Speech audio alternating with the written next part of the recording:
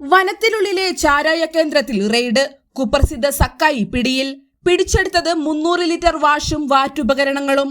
ആനശല്യം കാരണം ആരും എത്തില്ലെന്ന് കരുതി ഉൾവനത്തിൽ ചാരായം വാറ്റുകേന്ദ്രം സജ്ജീകരിച്ചിരുന്ന കുപ്രസിദ്ധ മണലിത്തറ സ്വദേശി ഏലിയാസ് എന്ന സക്കായിയെ വാഴാനി ഫോറസ്റ്റ് ഉദ്യോഗസ്ഥരും വടക്കാഞ്ചേരി എക്സൈസ് സംഘവും ചേർന്ന് സാഹസികമായി പിടികൂടി. മച്ചാട് മലയിൽ നിന്ന് ഉദ്ഭവിക്കുന്ന അമ്പഴച്ചാൽ വെള്ളച്ചാലിന്റെ തീരത്തുള്ള അതീവ ദുർഘടമായ വനപ്രദേശത്തായിരുന്നു ഇയാളുടെ രഹസ്യ കേന്ദ്രം. മുൻപും നിരവധി ചാരായ കേസുകളിൽ പ്രതിയായ ഇയാൾ കല്യാണ പാർട്ടികൾക്കും മറ്റ് ആവശ്യക്കാർക്കും മുൻകൂട്ടി ഓർഡർ സ്വീകരിച്ചാണ് ചാരായം വാറ്റി നൽകിയിരുന്നത്.